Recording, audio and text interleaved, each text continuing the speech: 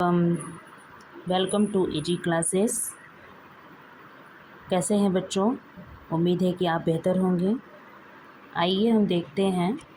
आज हम देखेंगे एमएड सेकेंड सेमेस्टर का आपको चौथा पेपर, जो कि ये आपका 2024 का पेपर है और पेपर है आपका research methodology in education second, शिक्षा में अनुसंधान विधि एवं सेकेंड। आपको हमेशा ये डाउट होता होगा कि ये विधि के आगे सेकेंड क्यों लिखा है, क्योंकि इसका एक पार्ट, जो पहला पार्ट होता है, आप ये फर्स्ट सेमेस्टर में पढ़ चुके होते हैं रिसर्च के बारे में, और आप जो सेकेंड सेमेस्टर में पढ़ते हैं वो होता है आपका सेकेंड पार्ट। मतलब कि अब आप इसके आगे आप रिसर्च के प्रपोजल वगैरह चीज़ें डिज़ाइन करने के लिए इसमें आप पढ़ेंगे। तो इसमें भी समय है आपका यहाँ 3 घंटे, पूर्णांक है आपका 100। क्वेश्चन वही है, 2 टाइप के आपको प्रश्न मिलेंगे, है ना। तो आइए प्रश्न को देखते हैं। लघु उत्तरीय प्रश्न, जिसमें आपको 10 क्वेश्चन करने होंगे, है ना। देखिए यहाँ पे दिया है लघु उत्तरीय प्रश्न जो होते हैं वो 200 शब्दों में, और दीर्घ उत्तरीय जो प्रश्न होते हैं यहाँ 500 शब्दों में ये आपको करने होंगे, है ना। अब आइए सेक्शन ए में देखते हैं। लघु उत्तरीय प्रश्न जो पहला है यहाँ, इसमें 10 क्वेश्चन होते हैं। इसमें है ए है ग्राउंडेड सिद्धांत अभिकल्प की विशेषताएं, है ना। अगर जो बच्चे सीबीएसई बोर्ड से होंगे या तो इंग्लिश पढ़ते होंगे वो अपना देख लेंगे। क्वेश्चन इसमें दोनों टाइप का देता है, आप चाहे आंसर चाहे जैसे लिखिए, वो आपकी इच्छा के ऊपर है। बहुत बच्चे डाउट में रहते हैं कि मुझे क्वेश्चन मैम कैसे लिखना चाहिए, हिंदी में लिखना चाहिए, इंग्लिश में लिखना चाहिए। जैसे आपको एग्ज़ाम में कंफर्टेबल लगे आप वैसे लिखिए, है ना। कोई इसमें दिक्कत नहीं है। जो कॉपी चेक करते हैं वो दोनों लैंग्वेज परफेक्ट तरीके से जानते होते हैं, आपको कोई दिक्कत नहीं। आप अपनी सुविधा अनुसार क्वेश्चन करिए। बी में हो गया प्राचलिक एवं अप्राचलिक परीक्षण में अंतर। सी हो गया संबंधात्मक शोध अभिकल्प की विशेषताएं। डी हो गया सार्थकता स्तर के आशय। ई है यफ परीक्षण की मान्यताएं। आपका यफ है द्विश्रेणी सहसंबंध एवं बिंदु द्विश्रेणी सहसंबंध में अंतर कीजिए।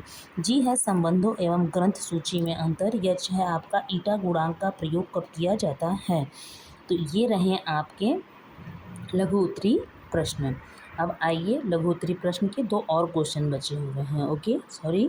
देखिए आई दिया है आंशिक एवं बहुसहसंबंध में अंतर। जे दिया है शोध प्रतिवेदन तैयार करते समय सावधानियां रखनी चाहिए, है ना।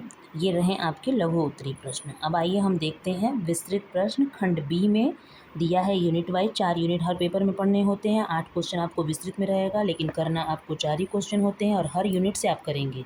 और हर यूनिट में आपको ऑप्शनल में एक क्वेश्चन दिया होता है, चाहे आप 2 को करिए चाहे आप 3 को करिए।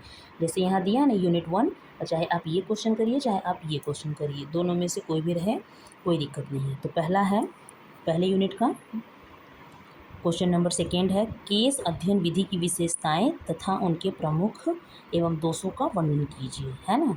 तीसरा है अथवा जो दिया है सर्वे शोध डिजाइन से आप क्या समझते हैं, इसके प्रमुख प्रकारों की व्याख्या करते हुए इसके गुण या परिसीमाओं का वर्णन कीजिए।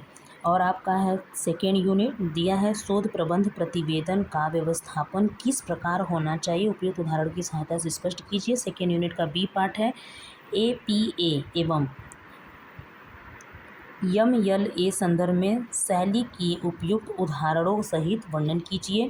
थर्ड में है थर्ड यूनिट में यहाँ है थर्ड यूनिट का पहला क्वेश्चन है आपके निम्नलिखित आंकड़ों से टी मूल्य की गणना कीजिए तथा शून्य परिकल्पना का परीक्षण कीजिए।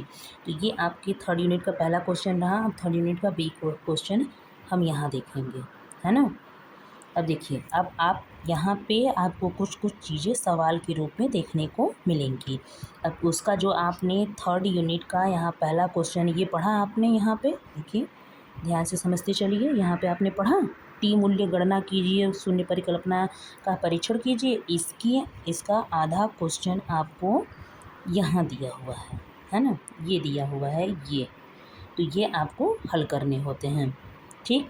अब अथवा में दिया है थर्ड यूनिट के अथवा में, तो ये है निम्न आंकड़ों के लिए निम्न मान विटनी यू परीक्षण का प्रयोग कीजिए एवं परिणामों की व्याख्या कीजिए। ये देखिए बच्चे ने हल भी किया है, आप अपने हिसाब से देख लीजिएगा। प्रथम प्रतिदर्श और द्वितीय प्रतिदर्श का आंकड़ा दिया हुआ है, बाकी आपको हल करना है। चौथे यूनिट में दिया है आपको जो चौथा यूनिट है, तो चौथे यूनिट में यहाँ है। चौथे यूनिट में यहाँ 8वां क्वेश्चन है निम्न सहसंबंध गुणांक से R और बाकी 1, 2, 3 एवं R 1.2 2, 3 की गणना कीजिए। ये आपके देखिए मैथ जैसे सवाल में दिए हैं, ये भी आपको करने होंगे हल। और 9वां क्वेश्चन है निम्नलिखित आंकड़ों के असंगत गुणांक की गणना कीजिए। ये गणना नीचे आपको दिया हुआ है। ये भी रहे आपके 4 क्वेश्चन हैं। आपको इन क्वेश्चनों को ध्यान में रखना है कि आपको कैसे हल करना है। अब बाकी ध्यान दीजिएगा, लघु के आपको 10 क्वेश्चन करने हैं और विस्तृत में आपको 4 क्वेश्चन करने हैं, चारों यूनिट से करने हैं। बाकी all the best, best of luck बेटा, थैंक यू।